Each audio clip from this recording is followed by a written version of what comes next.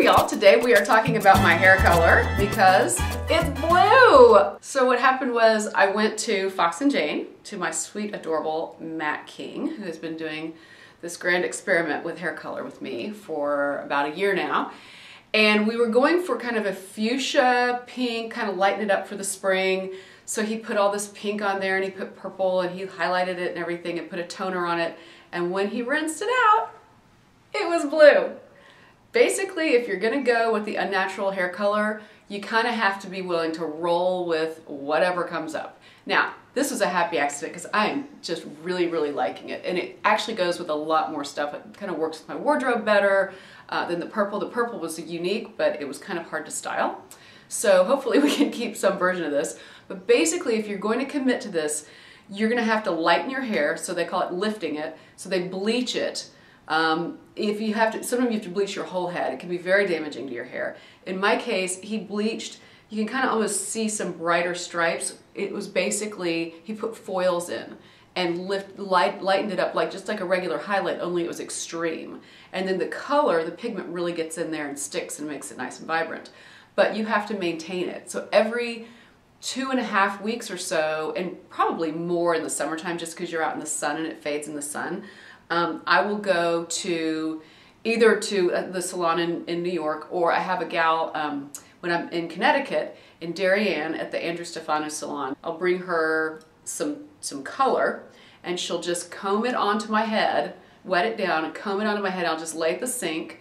It sits there for about 20 minutes, rinse it out, and then she gives me a fabulous blowout. She's Tina at Andrew Stefanou in Darien, Connecticut. Because basically I've done it here in the bathroom. The stuff stains. You have to use gloves if you're gonna do it yourself. You have to have a dedicated towel just for that color. As I found out, because it didn't get rinsed out really well the last time, you have to sometimes have a dedicated pillowcase.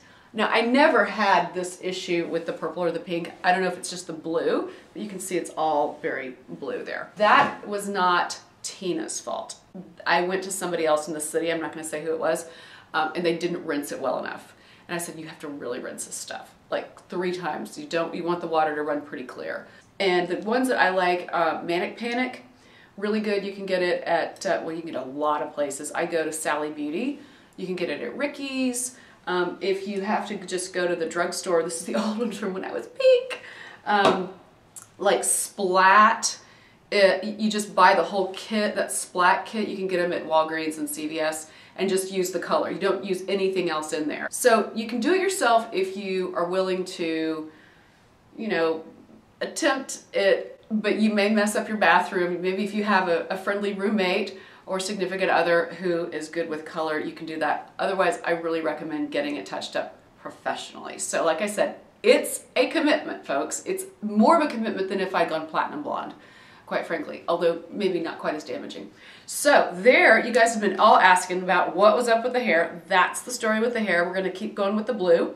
You just never know what Mr. King and I are going to devise over at Fox and Jane Salon. Anyway, stay as glamorous and colorful as you can stand to be. I'm Maggie Roberts.